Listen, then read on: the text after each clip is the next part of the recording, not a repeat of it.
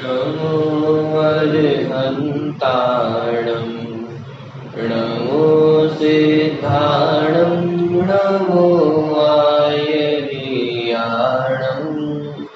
नमो वज्रायाणं नमो लोये सर्वसाहुणम्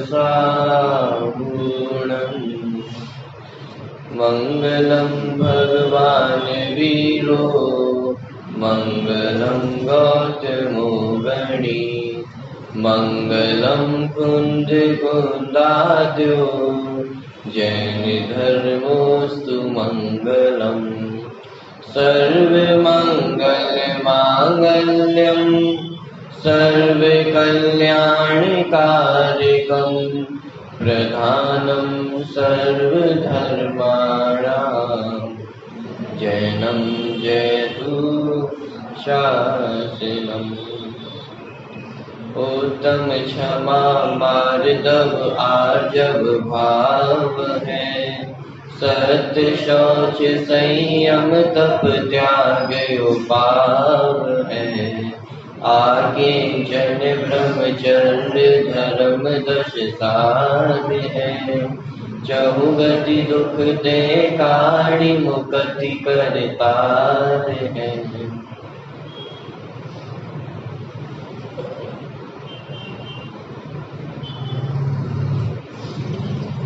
10 लक्षण पर्व के अंतर्गत आज कौन सा दिन है?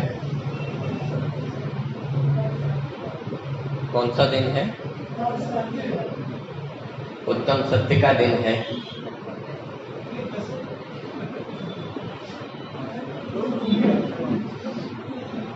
रोज ये चर्चा हम करते हैं और रोज एक ही उत्तर मिलता है। अच्छा, तो आज सत्य बोलना है लेकिन कल तो झूठ बोल सकते हैं। कल तो परमिशन है झूठ बोलने की कि अरे चर्चा आज हमें उत्तम सत्य धर्म की करनी। सत्य किसे कहा जाता है? बहुत सरल परिभाषा है। जैसा देखा हो, जैसा सुना हो, जैसा जाना हो, वैसा कह देना, उसका नाम सत्य है। बच्चों को जब परिभाषा पढ़ाते हैं, हिंसा, झूठ, ये झूठ किसे कहते हैं? कि जैसा देखा हो, जाना हो, सुना हो, वैसा नहीं कहना, इसका नाम झूठ है। तो सत्य किसका नाम हुआ? कि जैसा देखा, जाना और सुना वैसा कह देना, कि उसका नाम। तो मान लीजिए आप कभी किसी सभा में गए हुए थे और वहां पे कहा जा रहा था कि हिंसा का नाम धर्म है, तो आपने जैसा सुना वैसा आकर ही अपने घर पर किसी को बताया कि यदि हिंसा में धर्म होता है तो ये सत्य धर्म होगा या नहीं होगा। मानिए थोड़ा सा एक स्टेप हमें आगे बढ़ना पड़े। बालबोध से जो परिभाषा हम पढ़ के आए हैं वहां से एक स्टेप थोड़ा आगे बढ़ करके वो सत्य धर्म क्या है उसको समझना पड़ेगा। समस्या ये है कि सत्य धर्म को हमने सत्य वचन के साथ जोड़कर रखा है, इसलिए सारी समस्याएं खड़ी होती। माने सत्य वचन ये अलग चीज है और सत्य धर्म ये कुछ अलग चीज है। अरे दोनों में अंतर है, मात्र सत्य वचन का नाम सत्य धर्म नहीं। जिनवाणी में भी भाषा को माने वचनों को 4 अलग अलग स्थानों पे बांधा है। कहने का तात्पर्य कि एक होता है सत्यानुव्रत, एक होता है सत्य महाव्रत, एक होती है भाषा समिति और एक होती है वचन गुप्ति। माने अलग अलग जगहों पे आपको ये 4 चीजें मिली। माने भाषा को, वचनों को बांधने का कार्य इन 4 माध्यमों से किया गया है। सत्यानुव्रत किसका नाम है? कि स्थूल झूठ को नहीं बोलना। कि अभी कोई अणुव्रती व्यक्ति है, गृहस्थ अवस्था में है, तो संपूर्ण झूठ का त्याग करना संभव कदाचित नहीं हो सकता है। कोई आपके घर में पूछे कि आपकी तिजोरी में कितने रुपए रखे हुए हैं, सम्यक दृष्टि व्यक्ति से पूछा जाए कि आपके बैंक बैलेंस कितना है, कितने रुपए रखे हुए हैं, क्या उत्तर देगा? बता देगा कि कितने हैं? ये अभी उत्तर देना सही नहीं है, मैं इसका उत्तर देने के लिए बाधित नहीं। मानिए गृहस्थ अवस्था में, श्रावक दशा में सूक्ष्म झूठ से नहीं बचा जाए, लेकिन स्थूल झूठ का तो वहां पर त्याग हुआ। इसका नाम है सत्यानुव्रत। ठीक है, एक कदम और आगे बढ़े, मुनिराज अवस्था में सत्य महाव्रत का पालन होता है। माने स्थूल झूठ का त्याग तो है ही, लेकिन सूक्ष्म झूठ बोलने का भी अब वहां पर त्याग हो गया है। मुनिराज के सामने से मान लीजिए कोई एक हिरण गया सामने से, और पीछे पीछे शिकारी दौड़ता हुआ आया, और वो पूछे मुनिराज से कि वो हिरण कहाँ पे गया है, तो मुनिराज क्या कहेंगे? मान लीजिए वो हिरण राइट में गया हुआ था, तो मुनिराज क्या कहेंगे कि वो हिरण लेफ्ट में गया है? यही तो कहना चाहिए ना? क्या लगता है आप लोगों को? इसी जगह कोई श्रावक होता, गृहस्थ व्यक्ति होता, तो वो तो कदाचित कह सकता था कि हिरण उल्टे हाथ पे गया है, लेकिन मुनिराज सूक्ष्म झूठ के भी त्यागी होते हैं। वो ये नहीं कहेंगे कि वो उल्टे हाथ पे गया है, वो सूक्ष्म झूठ के भी त्यागी है। ये सत्य महाव्रत हुआ। भाषा समिति, भाषा समिति क्या है कि सत्य तो बोलते हैं, लेकिन वो सत्य भी ऐसा बोलते हैं कि किसी को चुभे।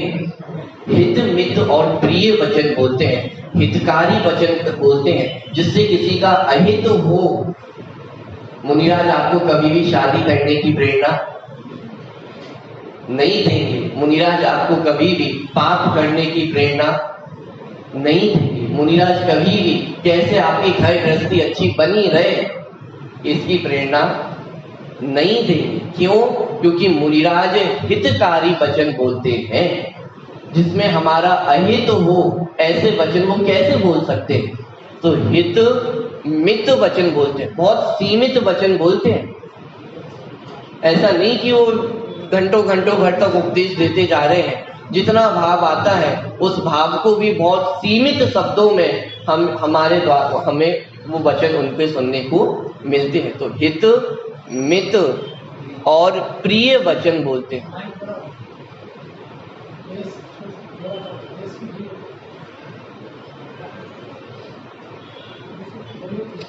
चलिए, प्रिय वचन बोलते हैं। प्रिय वचन बोलते हैं अर्थात किसी को कष्टदायक हो, दुखदायक हो, पीड़ादायक हो, ऐसे वचनों को नहीं बोलते हैं। ये भाषा समिति है। फिर आगे आती है वचन गुप्ती।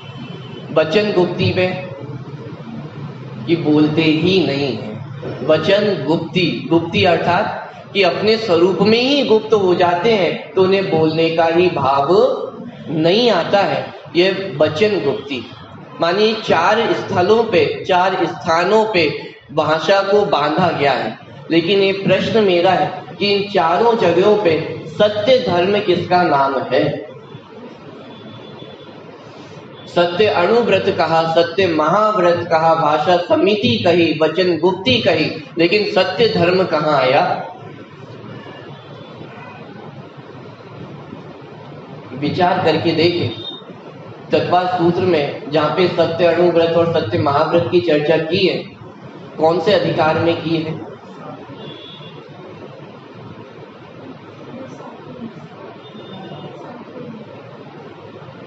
सत्य अणुव्रत और सत्य महाव्रत की चर्चा आश्रम अधिकार में की गई है। 6वां और 7वां अधिकार वो आश्रम और बंध के अधिकार। तो आश्रम अधिकार में सत्य महाव्रत और सत्य अणुव्रत की चर्चा की गई, और जो गुप्ती है और भाषा समिति है उसकी चर्चा कहाँ की गई? संवर अधिकार में, कि जहाँ पे आश्रम से निरोध की बात की गई, किसका नाम संवर है, कि वहां पे ही भाषा समिति गुप्ती आदियों के साथ में वो 10 धर्मों की चर्चा भी वहां पर ली गई। तो इसका मतलब कि सत्य अणुव्रत और सत्य महाव्रत कि ये तो वास्तव में धर्म है या आश्रम भाव है? कि वो तो राग की कैटेगरी में डाला, आश्रम की कैटेगरी में डाला, और भाषा समिति और वचन गुप्ती को भी जहां पर लिया है वहां पे 10 धर्मों को अलग से लिया है। यदि सत्य धर्म को भाषा गुप्ती या भाषा समिति या वचन गुप्ती में ही लेना होता तो फिर सत्य धर्म का अलग से वर्णन क्यों जिनवाणी में प्राप्त होता? कि सत्य धर्म का अलग से वर्णन मिलता है, अलग से वर्णन किया है, इससे इतना तो समझ में आता है कि आचार्यों का तात्पर्य सत्य धर्म से वो भाषा समिति और वचन गुप्ती से भी कुछ अलग था। माने जिस सत्य धर्म की चर्चा यहाँ पर की जा रही है वो इन सबसे कुछ अलग है। कि भाषा समिति धर्म नहीं है क्या? वचन गुप्ती धर्म नहीं है क्या? सत्य अणुव्रत, सत्य महाव्रत ये धर्म नहीं है क्या?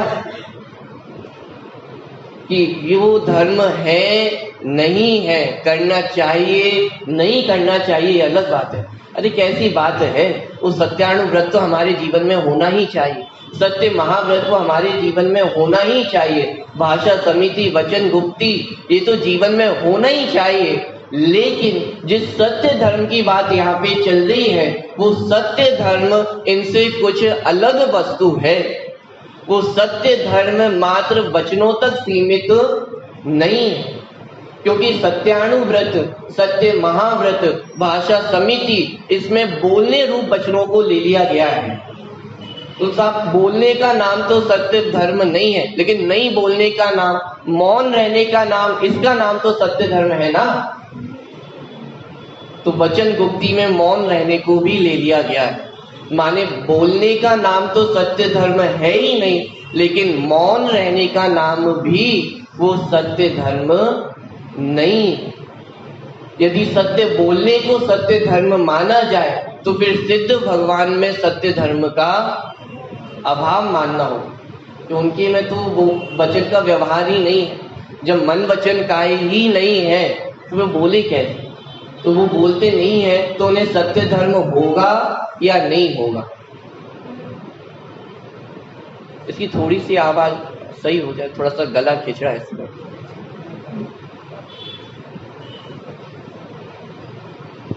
कि यदि सत्य वचन को ही सत्य धर्म माना जाए तो फिर जो सिद्ध भगवान है उनके तो वचनों का अभाव है, लेकिन सत्य धर्म यदि उत्कृष्ट रूप में देखा जाए तो किसके पाया जाता है?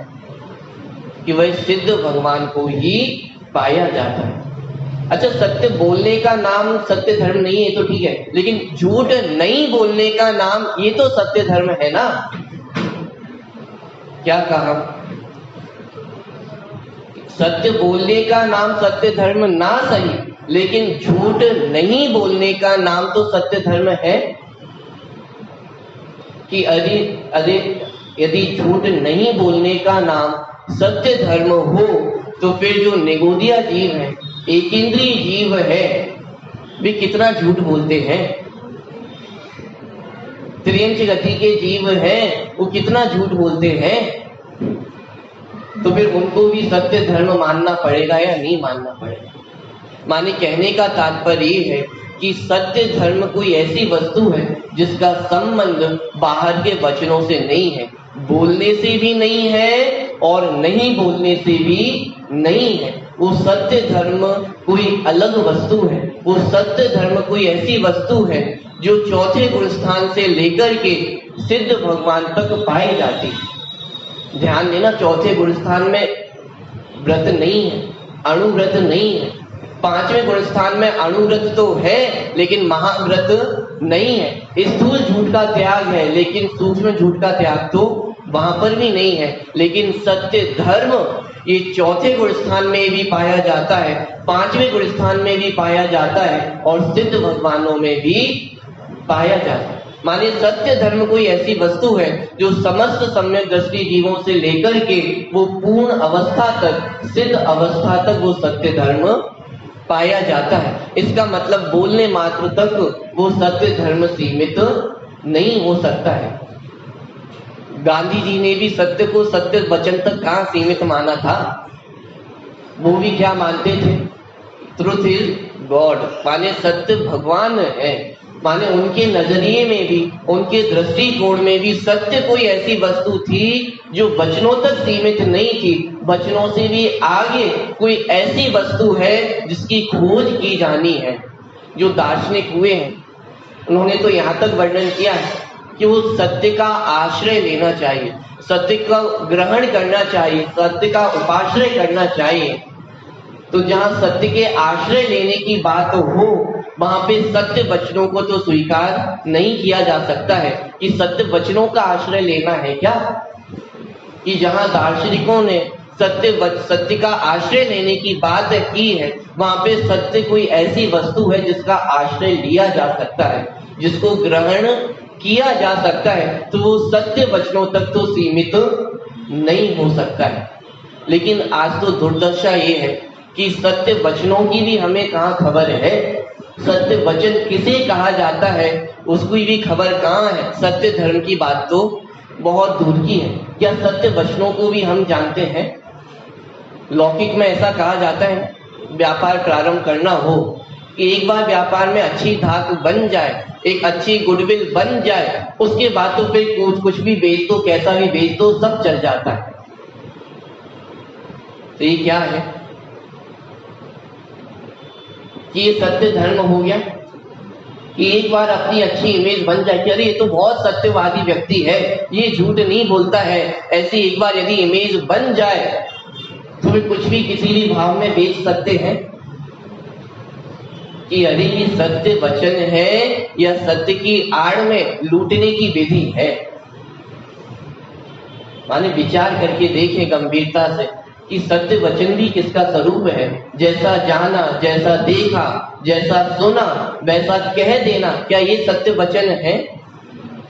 कि सत्य कहने से पहले सत्य को जानना आवश्यक है कि सत्य नहीं पता और सत्य कह देना ये सत्य वचन का स्वरूप नहीं है। आपने एक बात अक्सर सुनी होगी कि मिथ्या दृष्टि का जितना ज्ञान है वो सब मिथ्या ज्ञान कहलाता है और सम्यक ज्ञानी का जितना ज्ञान है वो सब सम्यक ज्ञान कहलाता है। कि ऐसा क्यों। अच्छा, सम्यक ज्ञानी यदि 2 + 2 5 बताए तो वो सम्यक ज्ञानी है या मिथ्या ज्ञानी। अरे सिंपल सा प्रश्न पूछा है, 2 + 2 5 बताए सम्यक दृष्टि, तो वो सम्यक ज्ञानी है या मिथ्या ज्ञानी। कि 2 और 2 भी सम्यक ज्ञान और मिथ्या दृष्टि जीव वो 10 गुना 5 गुना 7 गुना 8 गुना 9 गुना 10 गुना 5 गुना इसका भी सही उत्तर दे दे तो मिथ्या ज्ञान, मिथ्या दृष्टि है या सम्यक दृष्टि। ये बात तो समझ में नहीं आ रही कि अरे जिससे वस्तु की सच्चे स्वरूप की समझ है, जिसे 7 तत्वों की समझ है, ये वस्तु व्यवस्था कैसी है उसकी समझ है, जिसे प्रयोजन भूत तत्व की समझ है, उसका बाकी सारा ज्ञान भी सम्यक ज्ञान नाम पाता है। और जिसे प्रयोजन भूत तत्व की समझ ना हो उसका सारा ज्ञान वो मिथ्या ज्ञान नाम पाता है। माने सत्य वचन से पहले वो सत्य को समझना आवश्यक है। सत्य को समझे बिना कुछ भी कह देना वो सत्य वचन नहीं होता। एक पागल व्यक्ति हो, वो पागल व्यक्ति कोई सही बात भी कहे तो उस पागल व्यक्ति की कही गई सही बात को भी सही माना जाता है। क्यों नहीं माना जाता? क्योंकि उसे वस्तु का निर्णय नहीं है। आज भले ही सही बात कह रहा हो लेकिन कल वो कुछ गलत बात भी कह सकता है। यदि वस्तु का निर्णय नहीं है तो कही गई सही बात भी सही नहीं होती है। इसलिए सत्य बोलने से पहले सत्य को जानना भी आवश्यक है। खैर ये तो वचनों की बात हुई है, लेकिन हमारा प्रयोजन यहाँ पे सत्य धर्म को समझना है। सत्य धर्म किसे कहते हैं? कि आत्मा का स्वभाव सत्य स्वभावी है। सुबह द्रव्य गुण पर्याय की चर्चा में द्रव्य का लक्षण क्या है? सद द्रव्य लक्षणम। कि आत्मा का लक्षण या द्रव्य का लक्षण कैसा है? सत है, माने होना। ये आत्मा का लक्षण, ये द्रव्य का लक्षण है।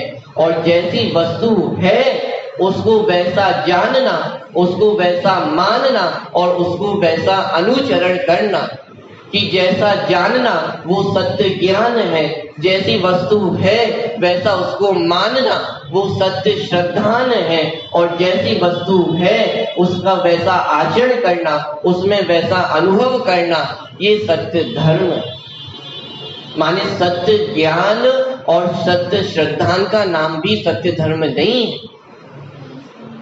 वो सत्य स्वभावी आत्मा का आश्रय लेकर के जो वीतराग पर्याय उत्पन्न होती है उसका नाम सत्य धर्म है। कि अभी कुछ बात समझ में नहीं आई, ये कैसा सत्य धर्म है, ये कौन सा सत्य धर्म का स्वरूप है? कि जगत में एक बात चलती है, जैसे कोई बहुत हताश निराश व्यक्ति हो ना, तो वो एक बात कहता है कि क्या बताएं, पूरे जगत में असत्य का ही साम्राज्य है, चारों ओर सब बुरे बुरे प्राणी है, हर जगह जहां देखो वहां असत्य का ही साम्राज्य दिखाई देता है। लेकिन ये वस्तु व्यवस्था की नजरिए से यदि देखा जाए तो असत्य का साम्राज्य कहां पर है? इस दुनिया में जो कुछ भी है वो सत्य ही तो है। पॉइंट पकड़ में आ रहा है? इस दुनिया में जो कुछ भी है वो सत्य ही तो होगा, उत्पाद व द्रव्य से युक्त ही तो होगा, तो फिर असत्य का साम्राज्य कहां पर है? गधे के सींग होते हैं या नहीं होते? कि गधे के सींग नहीं होते हैं, वो असत्य है, तो उसका अस्तित्व इस जगत में कहां पर है? अरे इस जगत में जो कुछ भी है वो सब सत्य ही है, तो फिर असत्य कहां है? कि दुनिया में तो असत्य नहीं है, दुनिया में तो जो कुछ है वो सब सत्य ही है, तो फिर असत्य कहां है? तो वस्तु तीन प्रकार की होती। कैसे तीन प्रकार की होती? जैसे ये माइक, ठीक है, तो ये माइक अपने आप में क्या है?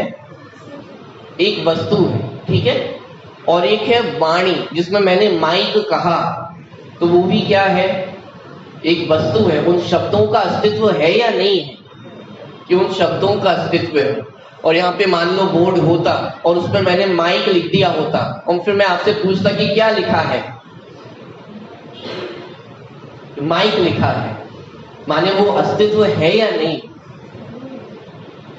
माने वो तीन प्रकार का अस्तित्व, कि एक तो वो जो वस्तु अपने आप में है वो वस्तु, एक वह वस्तु जो हमारी वाणी में है, और एक वह वस्तु जो हमारे ज्ञान में।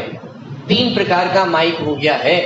एक जो माइक आपको दिखाई दे रहा है वो माइक, एक वह माइक जो वाणी के माध्यम से आपको सुनने में आ रहा है, और एक वह माइक जो आप सभी के ज्ञान में बन रहा है। माने जैसे ही माइक बोला तो इमेज बन जाती है या नहीं बन जाती? रसगुल्ला बोला तो उसका ज्ञान हो जाता है या नहीं हो जाता है? तो तीन प्रकार की वस्तुएं, ठीक है, और तीनों ही जगह सत्य ही है, असत्य कहीं पर भी नहीं। लेकिन इसी जगह एक दूसरी वस्तु ले, ये मोबाइल है, ये मोबाइल भी अपने आप में एक वस्तु है। मोबाइल वाणी में भी है और वो मोबाइल हमारे ज्ञान में भी है। लेकिन यदि मैं इस मोबाइल को माइक बोलूं तो असत्य कहां पे हुआ? मोबाइल में असत्यपना हुआ या वाणी में असत्यपना हुआ? कहां पे असत्यपना हुआ? जो वाणी में असत्यपना हुआ है वो असत्यपना इस मोबाइल में घुस गया है क्या? कि मोबाइल तो वैसा का वैसा ही है, लेकिन असत्य कहां पे हुआ? कि मेरी वाणी में हुआ। इस मोबाइल को यदि मैं माइक मान लूं तो असत्य कहां पे हुआ? क्यों? हमारे ज्ञान में हुआ है, हमारे श्रद्धान में हुआ है। इस मोबाइल में कोई कमी आई है क्या? ये मोबाइल माइक बन गया है क्या?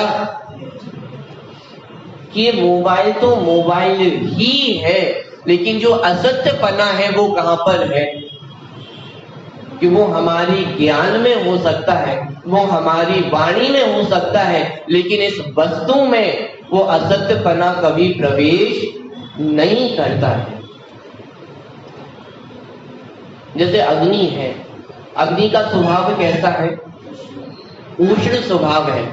लेकिन एक मीटिंग बुलाई जाए यहाँ पे और ये डिसाइड किया जाए कि अग्नि का स्वभाव कैसा होता है, कि गर्म होता है कि ठंडा होता है, और सारे पंचों ने मिलकर के, सारे सदस्यों ने मिलकर के ये डिसाइड किया कि अग्नि का स्वभाव ठंडा होता है, तो बताइए वो अग्नि कितनी ठंडी हो जाए?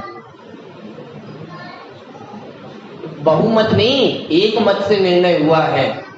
सबने एक मत से निर्णय किया है कि अग्नि ठंडी होती है, लेकिन सबके एक मत से निर्णय कर लेने से, सबके एक मत से बोल देने से वो अग्नि में कितनी शीतलता प्रवेश कर गई है। क्यों? वस्तु तो वैसी की वैसी ही है कि नहीं वो तो शीतल हो गई। सबने डिसाइड कर लिया है ना, सबने निर्णय कर लिया है कि वस्तु शीतल है, तो शीतल है ना, तो छूने में तो कोई दिक्कत होगी कि नहीं? छू सकते हैं या नहीं छू सकते हैं? कि अरे ज्यादा विवाद करने की आवश्यकता नहीं है, ये वस्तु के स्वभाव में वाद विवाद की कहीं गुंजाइश नहीं है। वो वस्तु का यदि अनुभव करना है तो उसको अनुभव करके देख लो। रसगुल्ला मीठा होता है कि खट्टा होता है? शक्कर मीठी होती है कि नमकीन होती है? अरे क्या पता वो शक्कर भी सफेद होती है, नमक भी सफेद होता है। हो सकता है कभी वो शक्कर नमक खारी हो जाती हो। नहीं, भारत की शक्कर तो मीठी होती है, लेकिन वो विदेशों की शक्कर वो खारी होती है। हम कितना वाद विवाद करें, कितनी पीएचडी की जाए, कितने तर्कों से सिद्ध किया जाए कि वो शक्कर खारी भी हो सकती है। मान लीजिए वो पार्लियामेंट से बिल पास हो गया या आदेश जारी हो गया कि शक्कर आज से खारी होगी, लेकिन वो शक्कर के पास जाके तो पूछो, वो शक्कर का स्वाद लेकर के तो देखो उसमें कितना खारापन आया है। आप सोचे होंगे कैसी फालतू बातें कर रहे हो, शक्कर मीठी रहती है, अग्नि गर्म ही रहती है, उसमें कभी कोई परिवर्तन होने वाला नहीं है। कि अभी ये हमें थोड़ी बातें ऐसी लगती हैं कि ये कैसी बातें कर रहे हो, लेकिन आचार्य हमें जिनवाणी में बताते हैं कि बाहर के पर पदार्थों में सुख नहीं है, रुपए पैसों में सुख नहीं है, लेकिन हम सभी एक मत होकर के ये डिसाइड कर लेते हैं कि रुपए पैसे कमाने से ही सुख की प्राप्ति होगी। भूख लगी है और रसगुल्ला खाने को मिल जाए तो उसी से सुख की प्राप्ति हो सकती है। गर्मी के दिन हो और एसी प्राप्त हो जाए तो उसी से सुख की प्राप्ति हो सकती है। ये मान्यता भी कुछ ऐसी पागलपंथी वाली मान्यताएं नहीं। ये अग्नि को शीतल कहना, यहाँ तो हमें अज्ञान दिखाई देता है, यहाँ तो पागलपन दिखाई देता है कि अरे क्या वाद विवाद कर रहे हो, करके देख लो ना, उसको छू के देख लो, वो अग्नि गर्म है या शीतल है अपने आप पता चल जाएगा। अनादि काल से हम भी तो इन पंचेंद्रिय के विषय भोगों को भोगते हुए आए हैं, लेकिन अनादि काल से आज तक कितना सुख प्राप्त हो गया है। रुपए पैसे में सुख है, रुपए पैसे में सुख है तो रुपए पैसे कमाने में सुख है या रुपए पैसे को छोड़ने में सुख है? अरे कैसी बात कर रहे हो आप? रुपए पैसे को कमाने में सुख नहीं है, ये तो बात समझ में आती है।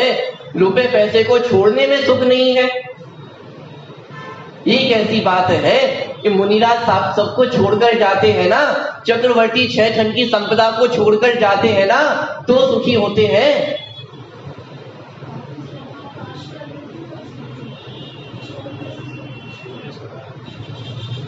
विचार करके देखो कि वो रुपए पैसे से सुख है या रुपए पैसे छोड़ने में सुख है।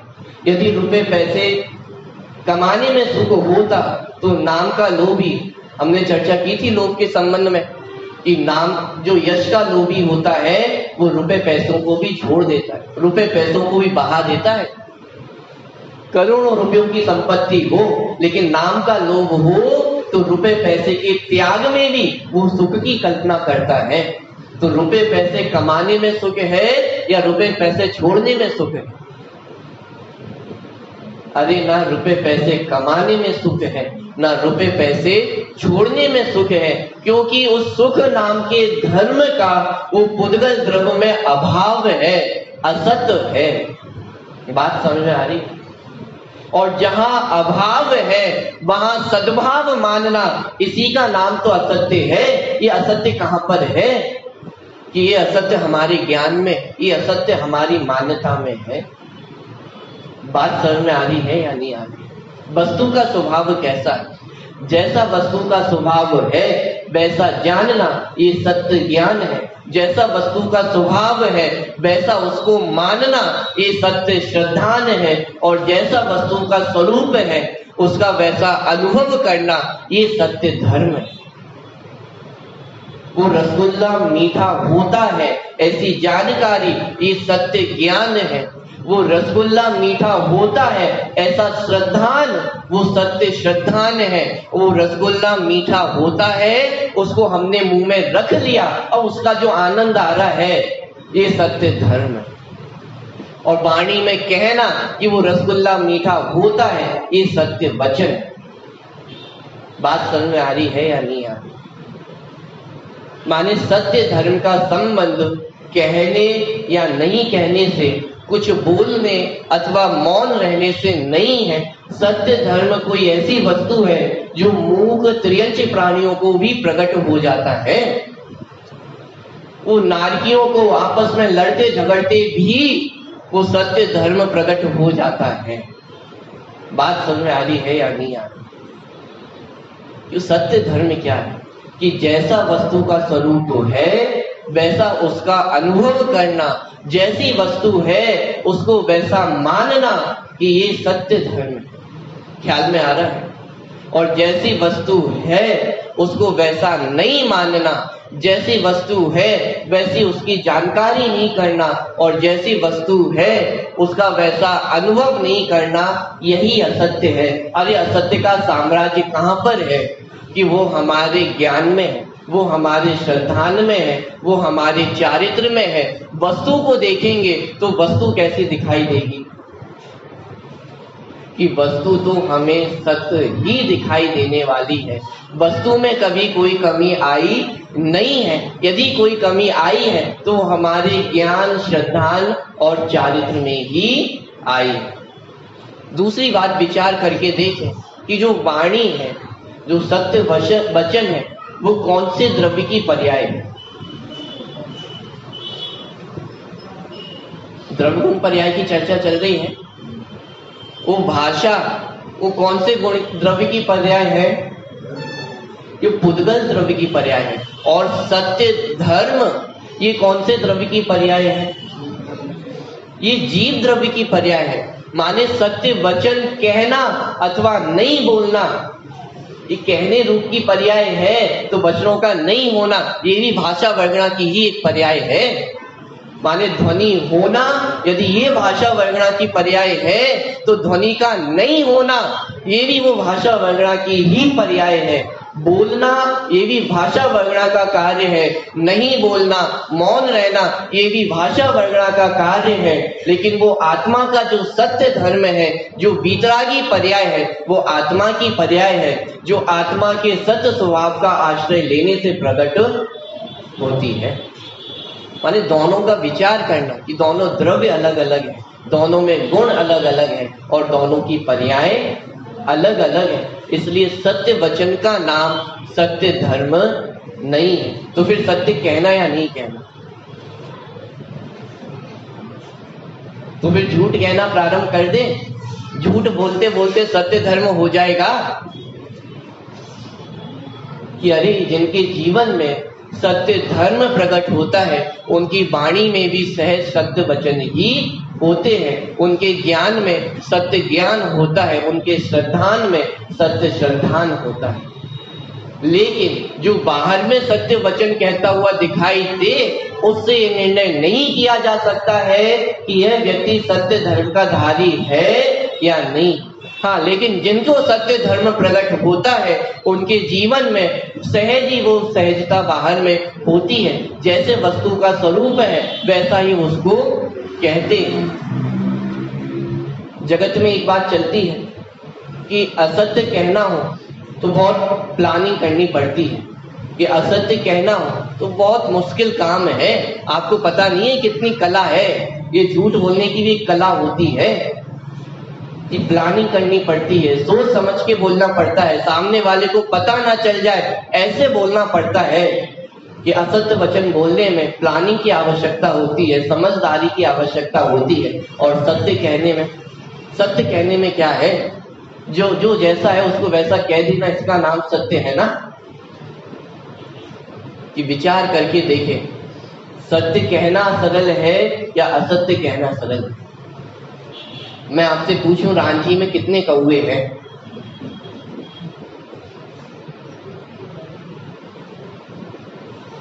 कितने कौवे हैं?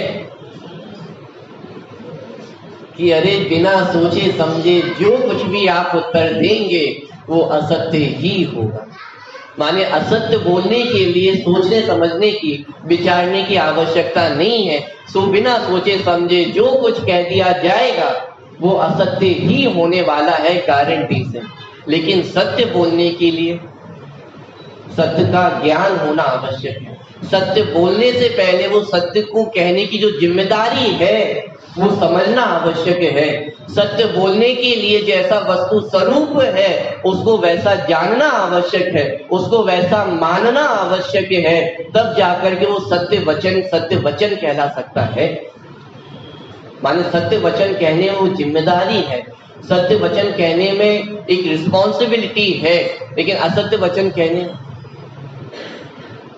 कि जो कुछ आंख बंद करके, जो कुछ दिमाग बंद करके आप कहोगे वो डेफिनेटली निश्चित रूप से असत्य ही होने वाला है, सत्य होने वाला नहीं। तो हमारी तो यहाँ पे ये चर्चा चल रही है कि सत्य धर्म किसे कहा जाता है, कि जैसा वस्तु का स्वरूप है तद अनुरूप अपनी मान्यता का होना, इसका नाम सत्य धर्म है। बात ख्याल में आ रही है या नहीं आ रही? कठिन तो नहीं पड़ रहा है? अरे हाजी या नहीं नाजी, आवाज ही नहीं आती है। उपवास है क्या आज? भोजन किया है ना? वचन गुप्ती। अब ये भी समस्या है कि जहां वचन गुप्ती होना चाहिए वहां तो वचन गुप्ती होती नहीं, जहां वचन गुप्ती नहीं होनी चाहिए वहां होती। चलिए कोई बात नहीं। तो सत्य धर्म किसे कहते हैं? कि जैसा वस्तु स्वरूप है वैसा उसका अनुभव करना, इसका नाम सत्य धर्म है। ठीक है, इतना ख्याल में आया। तो ये सत्य धर्म किसको प्रकट होता है? मुनिराजों को। कि पिछले जब हम धर्मों की चर्चा की थी वहां भी हमने इस बात को समझा था कि जो धर्म है, दसों ही धर्म है, ये चारित्र गुण की निर्मल पर्यायों का नाम है। तो जब ये चारित्र गुण की निर्मल पर्यायों का नाम है तो वह चारित्र मात्र मुनिराजों के ही जीवन में नहीं, कि वो जो अविरत सम्यक दृष्टि जीव है उसके भी अनंतानुबंधी कषायों का अभाव हुआ है, उसके जीवन में भी वो चारित्र प्रकट हुआ है, उसके जीवन में भी ये सत्य धर्म प्रकट हुआ है। और सत्य धर्म प्रकट हुआ है, इसका अर्थ जैसा वस्तु स्वरूप है वैसा उसका श्रद्धान हुआ है, वैसा उसका ज्ञान हुआ है और वैसा उसका अनुभव हुआ है। कि चौथे गुण स्थान में तो त्रियंश गति के जीव भी होते हैं, चौथे गुण स्थान में तो वो नारकी भी होते हैं, क्या उनको भी सत्य धर्म होता है?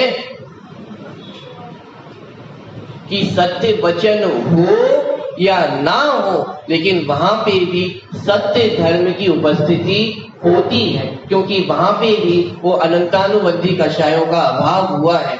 अरे त्रियंश गति में भी पांचवा गुण स्थान हो जाता है, वो भी अणुव्रत के धारी हो जाते हैं। अणुव्रतों के नाम ना पता हो तो चलेगा, लेकिन अणुव्रतों का पालन वो उनके जीवन में भी होता है। सत्य धर्म, ये वचनों का ज्ञान भले ही वहां पर ना हो लेकिन सत्य धर्म की अनुभूति, वो सत्य स्वभावी भगवान आत्मा का अनुभव, वो उन पर्यायों में भी उनको होता है। बात ख्याल में आ रही? तो ये सत्य धर्म है। लेकिन आज समस्या ये है कि हम सत्य धर्म तो दूर की बात, वो सत्य से भी बचते हैं, सत्य से भी डरते हैं। कि क्या बात कह रहे हो, सत्य से कौन डरता है? ऐसे जगत में कहा जाता है कि पुरुषों से उनकी आय और महिलाओं से उनकी उम्र नहीं पूछा करते। क्यों नहीं पूछा करते? क्या हो जाएगा पूछने से? कि देखो साहब, बात ऐसी है, ये झूठ हम कहना नहीं चाहते और सत्य हमसे कहा नहीं जाए। विचार करके देखा जाए, क्या सत्य से भी हम आज डर रहे हैं? ये तो खैर एक हास्यात्मक बात है, लेकिन गंभीरता से विचार किया जाए कि हमारे मन में कितनी बार ये भाव आता है कि अरे जानते नहीं तो अच्छा रहता, मंदिर नहीं जाते तो अच्छा रहता, पाठशाला नहीं जाते तो अच्छा रहता। ये मंदिर पाठशाला चले गए हैं, ये धर्म की जानकारी हो गई तो और ये खाना पीना और छूट गया है। इससे पहले तो पहले ही अच्छे थे जहां पता नहीं था।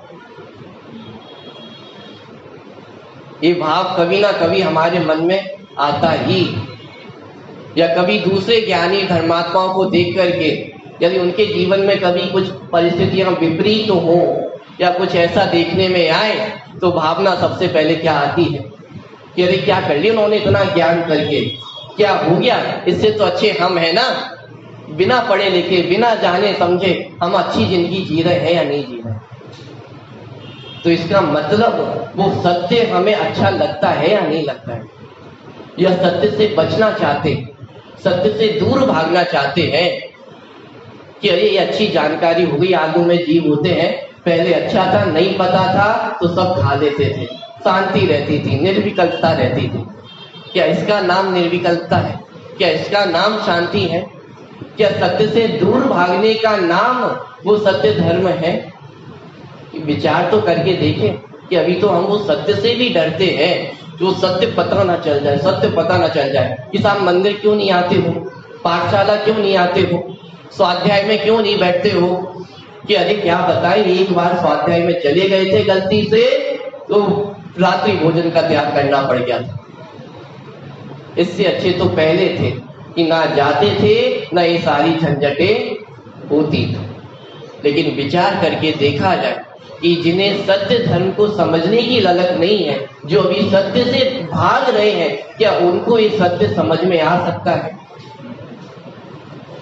कि अभी तो उन्होंने सत्य से दूर भागने का रास्ता अपना रखा है, और जो सत्य से दूर भागते हो क्या उन्हें सत्य की प्राप्ति हो सकती है? कि उनकी तो सत्य की खोज ही रुक गई है, क्या वो उनको सत्य धर्म की प्राप्ति हो सकती है? एक बार को जिसको मिथ्या ज्ञान हुआ हो उसको तो सत्य की प्राप्ति होना संभव है, क्योंकि जिसको मिथ्या ज्ञान हुआ है उसको कदाचित सम्यक ज्ञान भी हो सकता है। लेकिन जो समझने से ही दूर भागता हो, पीछे भागता हो, जिसने अपने समझने के रास्ते ही बंद कर लिए हो, अब वो सत्य को समझ सकता है? जैसे कोई अपराधी व्यक्ति होता है ना, तो वो अपराध भी बड़ी चतुरता से करता है कि ऐसे अपराध करता है कि अपराध तो स्वयं करे और वो फंस कौन जाए, कि वो दूसरा व्यक्ति फंस जाए। कि क्या होगा दूसरा व्यक्ति फंस जाएगा तो? कि सारे सबूतों और गवाहों को मद्देनजर रखते हुए ये व्यक्ति अपराधी है और उसको सजा मिल जाएगी और मेरी फाइल बंद हो जाएगी। और एक बार यदि फाइल बंद हो गई तो वो जो वास्तविक अपराधी है उसके पकड़ाने की कोई उम्मीद है? कि अब कोई उम्मीद नहीं है, सारे रास्ते बंद हो गए हैं। इसी तरह जिसने सत्य की खोज को ही बंद कर दिया हो, जिसने असत्य में ही सत्य मान लिया हो कि अब उसके सत्य तक पहुंचने की कोई उम्मीद है? कि इसलिए सत्य को समझना आवश्यक है, इसलिए हम रोज मंदिर आते हैं, इसलिए हम रोज स्वाध्याय करते हैं। कि क्यों करते हैं? जान तो लिया है कि आत्मा, मैं आत्मा हूं, मुझ में ज्ञान है, मुझ में दर्शन है, मुझ में सुख है, ये जान तो लिया है, लेकिन उसका अनुभव किया या नहीं किया? जैसे मैंने आप लोगों को होमवर्क दिया था ना, वो करके आपको लाना है, लेकिन उसमें उतना उत्साह नहीं होता। लेकिन यहाँ पे एक बोर्ड लगा दिया जाए कि कल सुबह सुबह एक ऐसी क्लास लगने वाली है जिसमें आपको एक ही दिन में 1 अरब रुपए की प्राप्ति कराने की ट्रिक बताई जाए। तो उस क्लास को अटेंड करने के लिए आपके अंदर कितना उत्साह होगा। आपको होमवर्क दिया जाए कि शर्त इतनी है कि वो 100 पन्नों की किताब है, वो आपको पढ़ के आनी और पूरी पढ़ के आनी है। यदि पढ़ के नहीं आए तो आपको क्लास में एंट्री नहीं मिलेगी। बोलो कितने लोग हैं जो किताब को पढ़कर नहीं आएंगे। अरे साहब कैसी बात कर रहे हो, 100 पेज है और अभी अभी बता रहे हो, 10 बजे बता रहे हो, सुबह बता दे तो पढ़ के आ जाते। जाओ अब हम पढ़ के नहीं आएंगे। ऐसा होगा कि अरे आधी रात को भी यदि बताया गया होता तो सुबह के 5 बजे तक भी वो 100 पेज पढ़ते या नहीं पढ़ते। क्यों? क्योंकि वहां पे उत्सुकता है, वहां पे सुख बुद्धि है, वहां ऐसा लगता है कि अरे ये कोई मेरे मतलब की बात है, ये मेरे सुख की बात है। ये जिनवाणी का अध्ययन करके, मंदिर आ करके, स्वाध्याय करके मैं शुद्धात्मा हूं, ये शब्द सुन करके क्या ये अनुभूति हमारे अंदर में होती है कि अरे ये मेरी बात चल रही है, ये कुछ मेरे फायदे की बात चल रही है, इसमें मेरा फायदा होने वाला है, ऐसी अनुभूति अंदर में आती है। वो 1 अरब रुपए नाम सुन करके जो उत्सुकता मन में आई थी, जैसे कोई होता है ना, कभी कभी बैठे बैठे नींद आने लग जाती है, झपकी आने लग जाती है, और जैसे 1 अरब रुपए की बात सुनी तो तुरंत अटेंटिव हो जाते हैं। अरे अरे क्या क्या क्या कह रहे थे आप, दोबारा बोलना। कि वो दोबारा सुनना चाहता है, बार बार सुनना चाहता है। वो जब तक उस रुपयों की प्राप्ति नहीं हो जाए, कि शर्त इतनी है कि वो आपको 100 बार लेक्चर सुनना पड़ेगा। 100 बार से 1 बार भी यदि कम लेक्चर सुना तो आपको 1 अरब रुपए की प्राप्ति नहीं होगी। और लेक्चर भी सेम रहेगा, एक ही बात रहेगी, वही बात रिपीट बार बार वही बात आपको सुननी पड़ेगी। कौन ऐसा व्यक्ति है जो लेक्चर को सुनने को तैयार नहीं है? कोई है ऐसा महावीर, कोई है ऐसा वीर पुरुष? क्यों नहीं होंगे? क्योंकि वहां पे हित भाषित होता है, वहां पे सुख भाषित होता है कि ये मेरे कोई काम की चीज है। ऐसे ही जब हम इन 10 धर्मों की आराधना करते हैं, जब ये 10 लक्षण पर्व आते हैं, तो आने से पहले वो उत्सुकता हमारे अंदर होती है या नहीं होती है? वो भावना हमारे अंदर होती है या नहीं होती है कि अरे ये पर्व, कुछ ऐसे पर्व आने वाले हैं जिसमें मेरा फायदा होने वाला है। कि क्या होगा इन 10 लक्षण पर्वों में? वो हर बार की तरह पूजन भक्ति करेंगे, स्वाध्याय करेंगे, प्रवचन सुनेंगे, हो जाएगा। उपवास कर लेंगे, एकासन कर लेंगे और हो जाएगा ना। कि इसका नाम 10 लक्षण पर्व है? क्या इसका नाम वस्तु स्वरूप की समझ है? क्या इसका नाम कि मैंने शुद्धात्मा को जान लिया है, कि मुझे इतनी गाथाएं याद है, इतना याद है? क्या इसका नाम सत्य है? सत्य किसका नाम है? कि जैसा वस्तु स्वरूप है उसको वैसा जानने में, वैसा मानने में, वैसा अनुभव करने में वो सुख बुद्धि भाषित होना कि इसमें मेरा हित है और इसके अलावा अन्यत्र कहीं भी मेरा हित नहीं है। जब तक ऐसी बुद्धि हमारे अंदर नहीं होगी तब तक वो सत्य धर्म की प्राप्ति होना भी संभव नहीं है। बात ख्याल में आ रही है या नहीं आ रही? जगत में एक और बात चलती कि साहब वस्तु का स्वरूप कैसा है? कि जैसा है वैसा है। कि माने अच्छा है ना, लेकिन जगत में तो वस्तुएं बुरी भी दिखाई देती। तो जो बुरा है उसको बुरा कहना ये तो सत्य है या नहीं? प्रश्न ख्याल में आ रहा है? इस जगत में जितनी वस्तुएं हैं वो सब कैसी है? सत्य है। सत्य माने एग्जिस्टेंस है, अस्तित्व है। आपको देखकर मैं ये कह सकता हूं कि आप हो, ये माइक को देखकर मैं कह सकता हूं कि ये है, ठीक है। लेकिन ये अच्छा है या बुरा है? अच्छे को अच्छा कहना और बुरे को बुरा कहना ये तो सत्य धर्म है या नहीं? पॉइंट ख्याल में आ रहा है या नहीं? वो क्रोध के जब उत्तम क्षमा पर की हमने चर्चा की थी, वो जो छंद हमने पढ़ा था कि कोई गाली दे, अवगुण आपके बखान करे, घर से निकाल दे, तन को विदारण कर दे, ऐसे व्यक्ति को बुरा बोलना ये सत्य है या नहीं? थोड़ा और सरल करके क्वेश्चन पूछो, रावण को बुरा कहना ये सत्य है या नहीं? कमठ के जीव को बुरा कहना ये सत्य है या नहीं? साहब कैसी बात कर रहे हो, ये भी कोई प्रश्न पूछने का है क्या? क्या कहना चाहते हो? रावण अच्छा था ये कहना चाहते हो क्या? विचार करके देखें कि अच्छा बुरा ये बाहर में जो हमें दिखाई देता है, वास्तव में यदि कुछ बुरा है तो हमारी मिथ्या मान्यता है, जो हमारे पर के प्रति मोह है, जो हमारा पर के प्रति अपनत्व है, वो बुरा है। बाहर में यदि हम देखते हैं तो कुछ भी बुरा नहीं दिखाई देता। सम्यक ज्ञानियों से जाकर के पूछो, मुनिराजों से जाकर पूछो कि कौन बुरा है इस जगत में।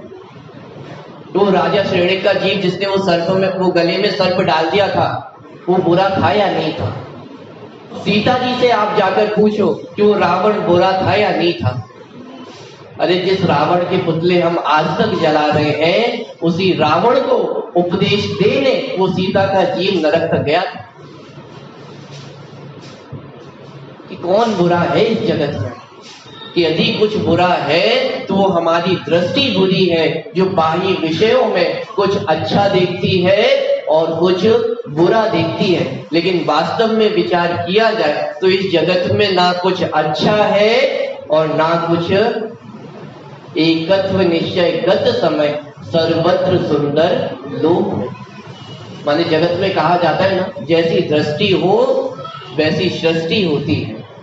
कि ज्ञानियों से जाकर पूछो कि जगत में क्या बुरा दिखाई देता है, कि ज्ञानियों का उत्तर मिलेगा कि जगत में कुछ भी बुरा नहीं है, जो कुछ भी है वो सब सुंदर है। वस्तु व्यवस्था सुंदर ही है। यदि कहीं असुंदरता है तो हमारी दृष्टि में है, हमारे देखने के नजरिए में खराबी है, उस वस्तु में कोई कमी नहीं। रसगुल्ला मीठा होता है या खट्टा होता है?